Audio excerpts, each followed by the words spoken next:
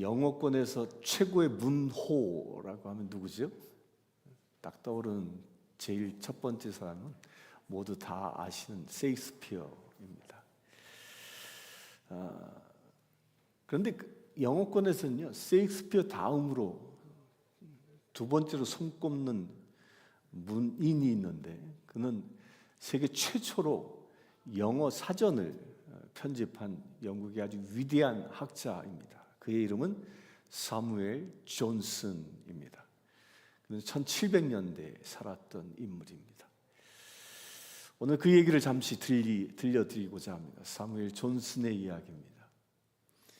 이 존슨은, 그의 아버지는 이 시골의 작은 마을에서 이 헌책방을 운영하며 가난하지만 가족들을 부양하며 살았습니다.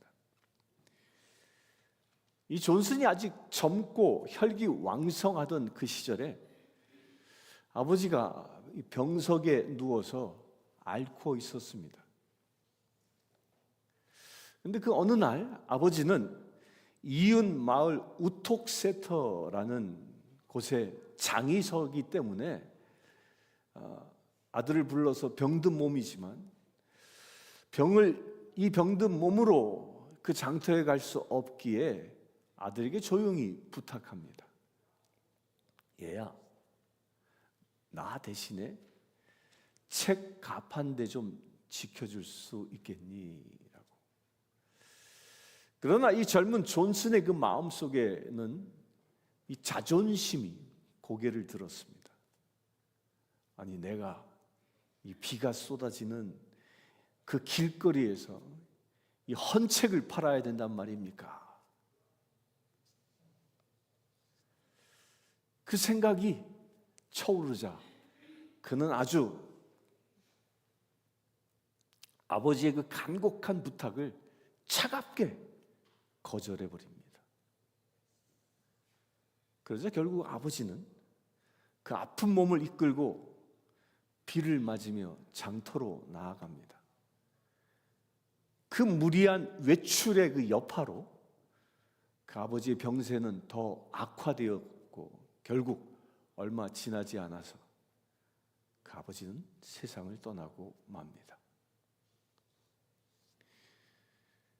존슨이 자기의 교만함을 깨닫고 용서를 구하고 싶었을 때에는 이미 그의 아버지는 세상에 계시지 않았습니다. 사과드릴 수 있는, 용서를 구할 수 있는 그 문이 영영 닫혀버리고 만 것입니다. 그로부터 50년의 세월이 지나갑니다. 이제 그는 영국 최고의 학자로 존경을 받고 있는 노인이었지만 이 사무엘 존슨은 어느 비가 몹시 쏟아지는 날,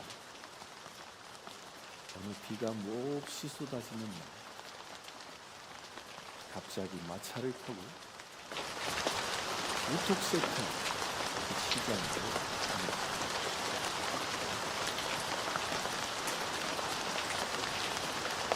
빗소리를 들으면서 그런 그 우톡세터 비 내리는 장소에 서 있다가 생각을 듣게 됩니다. 이 시장에 도착한 이 늙은 존슨 50년 전 아버지가 책을 팔 때 서 있었던 바로 그 자리에 그것을 찾아서 쏟아지는 그 빛 속에 무거를 잡고 지나가는 사람들이 이상한 시선으로 조롱을 아랑곳하지 않고 몇 시간 동안 그 자리에 하염없이 나중에 주민들이 그 기행의 그 이유를 묻습니다. 그래서 존슨이 이렇게 50년 동안 아니 그 알량한 교만함 때문에 아버지의 말씀을 전했습니다. 나는 오늘 그 옛날 나의 아버지께서 서 계셨던 그 자리에 서서 쏟아지는 비를 하나님 돌아가신 아버지께서 나의 죄를 참여하고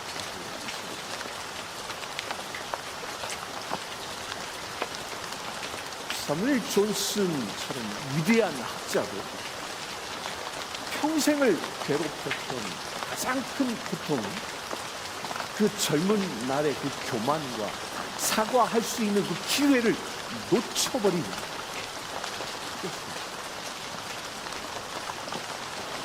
50년 뒤에 비로소 피를 맞으면서 회개했지만 그의 사과를 들어줄 수 있는 아버지는 그에게 없었습니다. 사랑하는 성도 여러분, 인생에는요, 돈이나 명예로도 살 수 없는 것이 있습니다. 그것이 무엇입니까? 시간입니다. 미안하다라는 그 말 한마디 하지 못했던 그 시간, 또한 우리 앞에도요, 언제 닫혀버릴지 모르는, 언제 떠날지 모르는 그런 관계의 문이 있습니다. 그 문이 닫혀지기 전에, 더 늦기 전에 오늘 용서하고 오늘 사랑한다라고 말해야 한다라는 것입니다. 시간은 우리를 기다리지 않습니다. 그렇다면 이 닫힌 문을 마주하기 전 우리 일상 속에서 구체적으로 어떻게 화해를 실천할 수 있겠습니까? 오늘 읽은 마태복음 5장 이 본문의 말씀은 바로 이 닫힌 문 앞에 서기 전에, 문이 닫히기 전에 우리가 무엇을 해야 하는지 예수님께서 우리에게 주시는 가장 시급하고 강력한 당부의 말씀입니다. 예수님 먼저 오늘 읽은 21절에서 십계명 제6계명, 십계명의 제6계명 무엇이죠? 살인하지 말라. 이 옛계명을 언급하십니다. 당시 종교 지도자들은 사람들을 물리적으로 해치지 않는 한 자기 자신은 의롭다라고 여겼던 것입니다. 하지만 22절에 예수님은 율법의 진정한 기준이 무엇인지를 제시합니다. 형제여, 노하는 자마다 심판을 받게 되고 형제를 대하여 나가라 하는 자마다 공회에 잡혀가게 되고 미련한 놈이라 하는 자는 지옥불에 들어가게 되리라. 무시무시한 얘기입니다. 그래서 나가라는 말은요, 예수님 당시 욕이었어요. 욕. 나가의 뜻이 뭐냐면 야, 이 골빈놈이란 뜻이. 골빈놈. 경멸의 언어입니다. 또한 이 미련한 놈, 이건 존재 자체를, 그 사람의 존재 자체를 흔들어버리고 부정해버리는 아주 무서운 언어 폭력입니다. 우리는 최소한 여기 계신 분들은 칼로 사람을 찔러보지 않았지요. 그러나 말로 사람의 그 가슴을 찌른 적은 돌아보십시오. 얼마나 많았는가. 너 왜 그거밖에 못하니? 넌 늘 문제거리야. 다시는 보고 싶지 않아. 이런 말을 듣게 되면요, 그 어떤 칼보다, 칼을 맞은 것보다 그 가슴에 더 오래 남습니다. 상처는 몸에 나는 것보다 가슴에 새겨지는 것이 더 깊고 오래갑니다. 그런데 우리가 오늘 말씀에 주목해야 할 것은요, 예수님이 분노 그리고 경멸하는 말, 그 존재의 부정의 그 언어로 이어지는 세 가지의 단계 각각 이야기하는데요. 첫째가 뭐예요? 심판, 둘째가 공회, 세 번째가 지옥불이라고 점층적으로 아주 심각성을 부여해서 예수님은 말씀하고 있습니다. 왜 분노와 욕설이 지옥불이라는 극단적인 표현과 연결되겠습니까?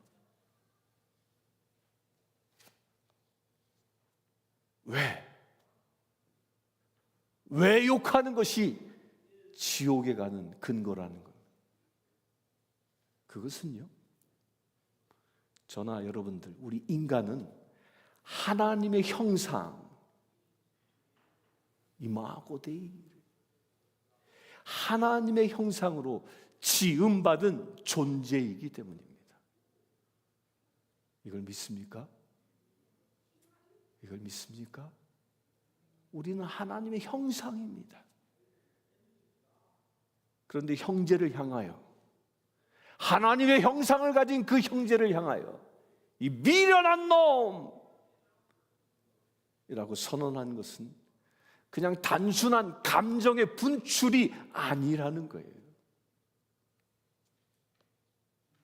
그것은 하나님의 형상을 담고 살아가는 그 사람의, 하나님의 형상이 있는 그 사람의 그 존엄을 짓밟고요, 하나님이 지으신 그 피조물의 가치를 무너뜨려버리는 무시무시한 행위인 것입니다. 따라서 예수님의 눈에 이것은 하나님을 향한 신성모독과도 다를 바 없는 영적인 무시무시한 범죄라는 것입니다. 이것을 요한은 요한일서 3장 15절에 이렇게 얘기합니다. 형제를 미워하는 자마다 살인하는 자다라고 얘기합니다. 총과 칼이 아니어도 우리의 이 새치혀는요, 사람을 충분히 죽일 수 있다라는 겁니다. 아주 잔인하게. 왜 그렇습니까? 마음의 법정에서 이미 유죄 판결을 내렸기 때문입니다. 예수님은 그렇기 때문에 칼과 창으로 육신을 찌르는 것만이 살인이 아니라 분노와 미움으로 형제의 인격을 깎아내리고 그 영혼에 깊은 상처를 내는 것 역시 그 영적으로 무시무시한 살인임을 선언하고 계십니다.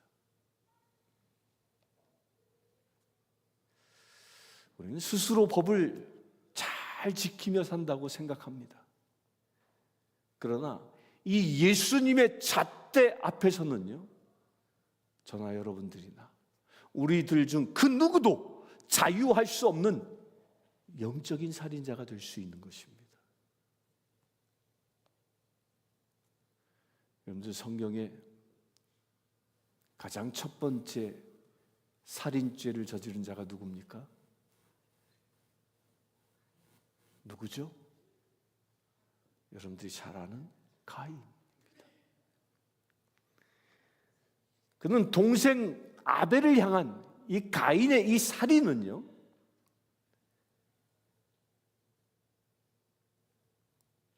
들판에서 돌을 들었을 때 시작된 것이 아닙니다. 그는 그의 제사가 거절당하고 동생을 향한 질투와 분노가 그의 마음을 장악하고 있을 때 이미 살인은 시작되었던 것입니다. 그래서 하나님은요, 살인하기 전에 가인의 얼굴이 변한 것을 보고 그 가인에게 이렇게 얘기합니다. 죄가 문에 엎드려 있느니라. 죄가 너를 원하나 너는 죄를 다스릴지니라. 이렇게 경고합니다. 하나님은 가인의 그 마음을 보신 겁니다. 아벨에 대한 미움, 그것이 살인하고자 하는 결정. 그러나 그 가인은 그 마음속의 분노를 방치합니다. 그리고 그 분노를 따라갑니다. 그래야 결국 그가 어떻게 합니까? 끔찍한 비극을 낳고 맙니다. 우리 역시 마찬가지입니다. 속으로 미움을 키우고 타인을 향해 경멸의 말을 쏟아낸다면 우리는 가인처럼 우리 영혼의 그 문턱에 살인이라는 그 죄를 초대하는 것과 같다는 것입니다. 이어서 예수님은 당시 유대인들은 상상할 수도 없는 파격적인 말씀을 하십니다. 그러므로 예물을 제단에 드리려다가 거기서 내 형제에게 원망 들을 만한 일이 있는 것이 생각나거든 예물을 제단 앞에 두고 먼저 가서 형제와 화목하고 그 후에 와서 예물을 드리라.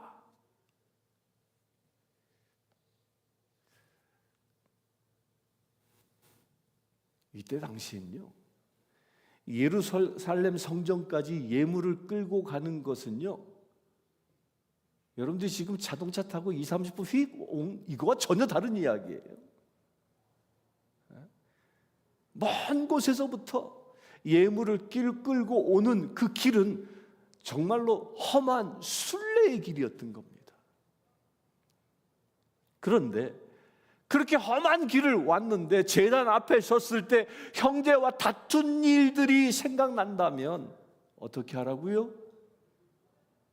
그 예물을 드리는 그 예배 행위를 멈추고 다시 그 먼 길을 돌아가서 그 형제를 찾아가 화해부터 하고 오라는 것입니다. 여러분들요, 하나님께서는 이것은 우리가 드리는 예배를 가볍게 여기신다라는 것이 아니에요. 오히려 하나님은요, 진정한 예배의 의미를, 예배의 그 진정한 의미를 완성하기를 원하시는 겁니다.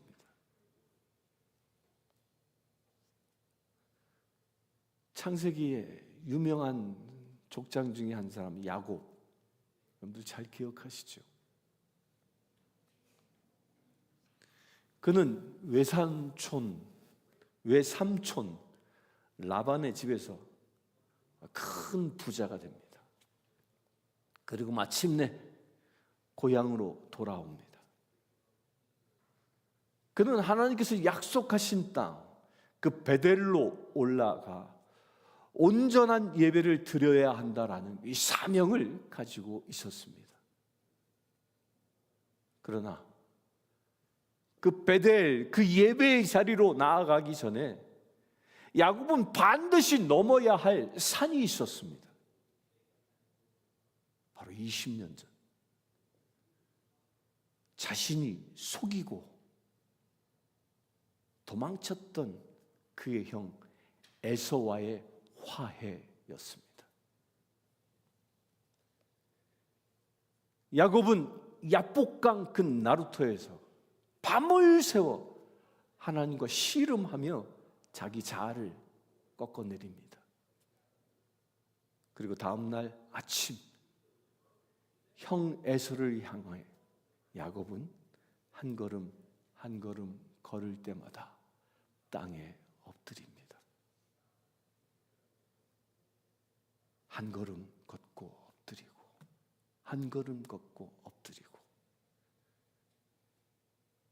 혹시 저기 오는 저 형이 칼을 뽑아 나를 찌르지는 않을까 두려웠을 겁니다. 근데 놀랍게도요, 저 멀리서 달려온 것은 복수의 칼이 아니라 그 에서 형의 따뜻한 품이었습니다. 그 둘은 목을 어긋맞추어 끌어안고 펑펑 웁니다. 이렇게 두 형제의 깊은 화해가 이루어진 후에 이 야곱의 가문은 진정한 샬롬, 평화를 누릴 수 있었던 것입니다. 우리의 삶에서도요, 이 야복강의 화해가 먼저 있어야 하나님이 흠향하는 그 베델의 예배를 드릴 수 있는 것입니다. 여러분들 그렇게 되길 바랍니다. 하나님은 눈에 보이지 않는 그 하나님을 사랑한다라고 고백하면서 눈에 보이는 우리의 형제 자매를 미워하는 이 모순된 행위 가운데 드리는 제물은 결코 기뻐 받지 않으십니다. 수평적인 나의 이웃과의 평화가 없이 수직적인 저 하나님과의 평화는 결코 성립될 수 없기 때문입니다. 화해 없는 예배는 울리는 꽹과리와 같은 것입니다. 오늘 본문의 결론부에 25절부터 26절에서요, 예수님은 재판관에게 넘겨지기 전 길에 있을 때에 급히 곧 사화하라고 강력하게 촉구합니다. 여러분들, 길에 있다라는 것은요, 아직 우리에게 생명이 있고 기회가 주어져 있다라는 말이에요. 그런데 화해는요, 골든 타임이 있습니다. 이 골든 타임을 놓치고 평생 피눈물을 흘린 성경의 인물이 있습니다. 누군지 아십니까? 화해의 골든 타임을 놓치고 펑펑 울었던 사람. 여러분들이 잘 아는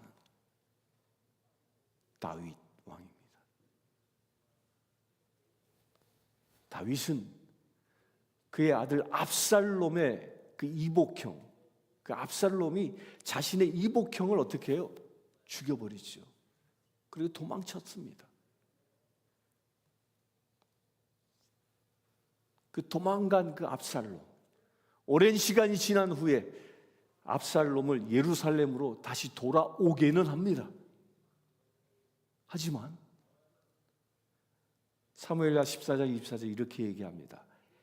내 얼굴을 보지 못하게 하라. 압살롬에게, 신하들에게 명령한 겁니다. 압살롬이 궁으로 돌아왔음에도 불구하고 다윗은 완전한 용서와 화해하는 것을 유보해버립니다. 용서하지 않는 거지요. 무려 2년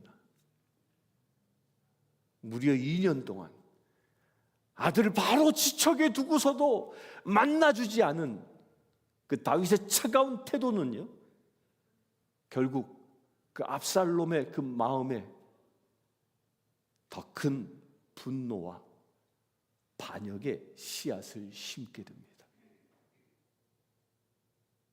그의 반역을 했던 압살롬은 어떻게 되죠? 비참한 최후를 맞이합니다.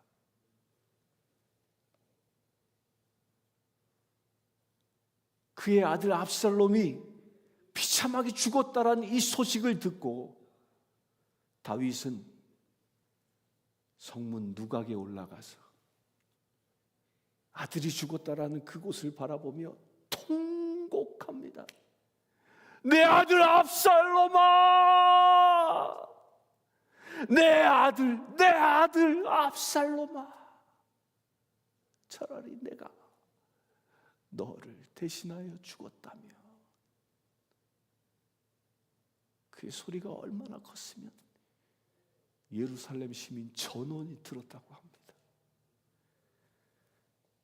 다윗의 이 처절한 통곡은요, 바로 화해의 그 골든 타임을 놓친 자의 뒤늦은 후회였던 겁니다. 무려 2년이라는 시간 놓쳐버린 거죠. 다윗은 비록 왕이었지만 바로 그날 밤만큼은요, 그가 쓰고 있는 그 왕관은 아무런 의미도 없었습니다. 그는 나라를 다스리는 데는 성공했지만 아들의 마음을 붙드는 데는 실패한 것입니다. 왜?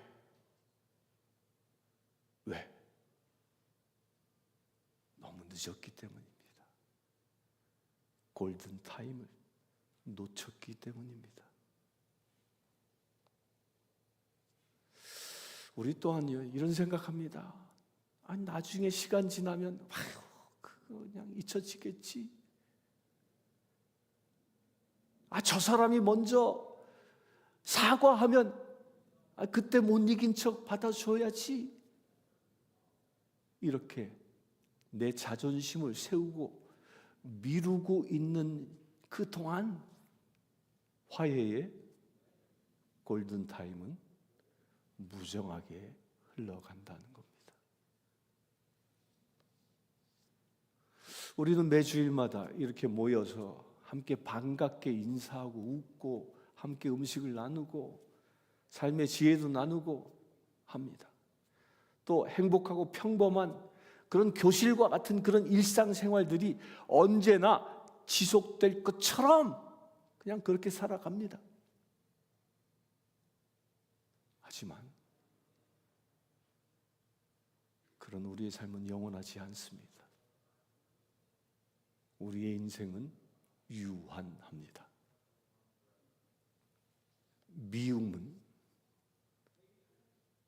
미워하는 상대를 가두는 감옥이 아니라 미워하는 내 영혼을 병들게 하고 결국 나를 가두어 버리는 무시무시한 독방과 같은 것이라는 거예요. 다시 얘기합니다. 미움은 상대를 가두는 감옥이 아니라 내 영혼을 병들게 하고 나를 가두는 독방입니다. 사랑하는 성도 여러분,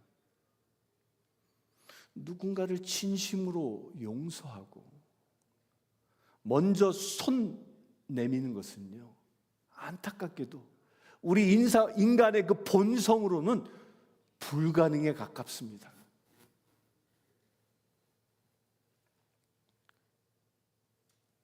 내가 당한 아픔이 얼마나 큰데, 생각만 해도 몸소리 쳐지는데 어떻게 내가 먼저 용서한다고? 그래서요, 그것은 오직 십자가의 은혜를 깊이 경험할 때만 그 용서가 가능한 것입니다. 하나님과 원수되었던 우리를 위해서 저 예수님은 하늘의 보좌, 그 영광의 자리, 그 제단을 뒤로하고 이 땅에 오셨습니다. 그리고 저 십자가 위에서 자신의 생명을 내어 주심으로 우리와 하나님 사이의 화목을 이루셨습니다. 그러기에 십자가는요, 단지 우리에게 서로 화해하라라고 하는, 그렇게 명령하는 것만이 아닙니다. 원수까지 품으신 그 사랑으로 우리의 그 굳은 마음을 녹이시는 하나님의 능력이 저 십자가인 겁니다. 십자가.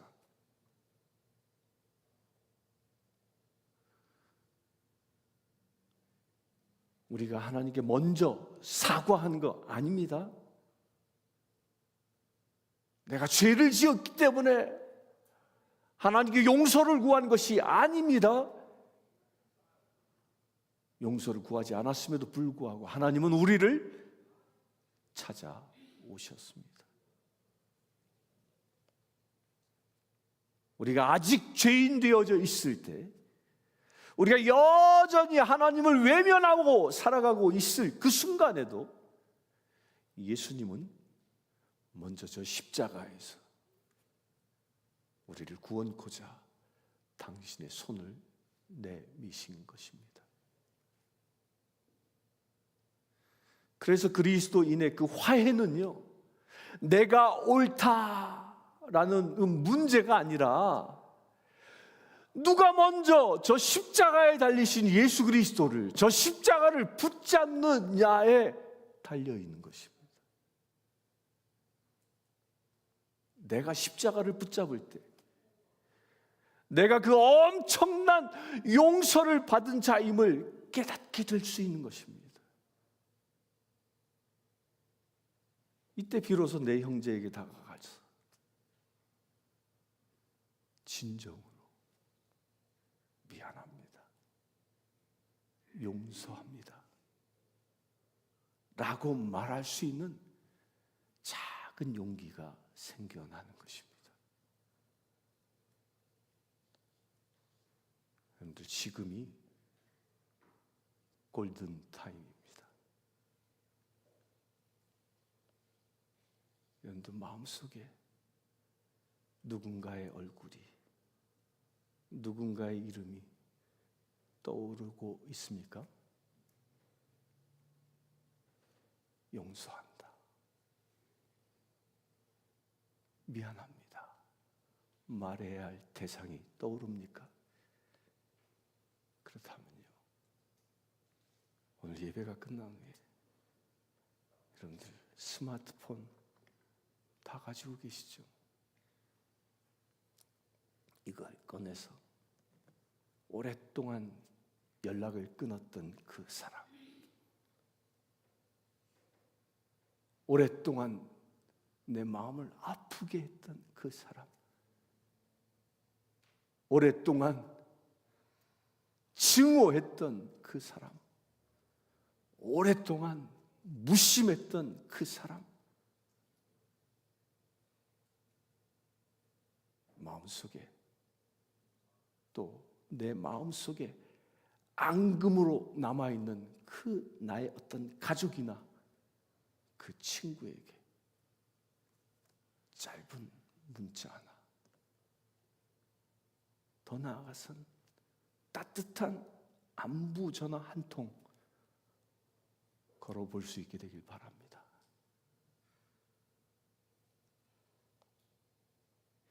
영원히 닫혀져 버린 문 앞에서 후회하며 눈물을 흘리기 전에 아직 생명의 길이 우리에게 열려있는 지금 이 순간 화해를 실천할 수 있게 되길 바랍니다.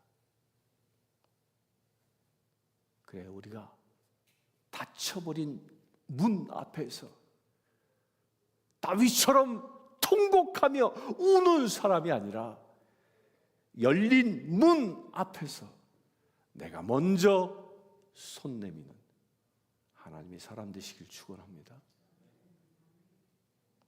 지금이 바로 그 골든 타임입니다. 오늘입니다. 사무엘 존슨은 50년이 지난 뒤에야 이 비밀을 깨달은 것입니다. 다윗은 압살롬이 차가운 죽음, 그 차가운 죽은 자 되었다는 이 사실을 알았을 때 이걸 깨달은 겁니다.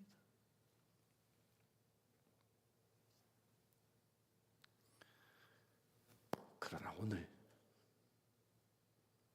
이 자리에 앉아서 또 인터넷으로 이 말씀을 듣고 있는 여러분들에게는 아직 화해의 골든타임, 저 문은 열려 있습니다.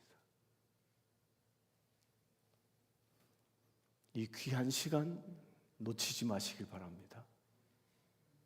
영원히 닫혀버린 문 앞에서 후회의 눈물을 흘리는 사람이 아니라 아직 생명의 문이 열려 있는 지금 내가 먼저 손 내미는 그런 하나님의 사람 되시기를 축원합니다. 그래야 작은 용서와 그 화해의 발걸음을 통해서 여러분들의 삶 속에, 그리고 우리의 가정과 우리 교회와 또한 내가 속한 진정한 하나님의 나라가 이루어지기를 주님의 이름으로 축원합니다. 함께 기도하겠습니다. 주 아버지 하나님, 내 마음에 아픔과 상처가, 미움이 있습니까? 그 모든 것들 저 십자가 앞에 내려놓길 원합니다. 나의 미움과 아픔과 상처들 때문에 돌아가신 저 예수 그리스도, 그 예수 그리스도를 그 십자가에서 만나기를 원합니다. 그 예수 그리스도의 손을 잡기를 원합니다. 그래, 그동안 내 안에 있었던 모든 아픔들, 상처들, 그 죄악들 예수 그리스도의 보혈로 씻기움 받기를 원합니다. 그래요, 주님, 내 안에 아직도 미워하고 있었던 사람이 있다면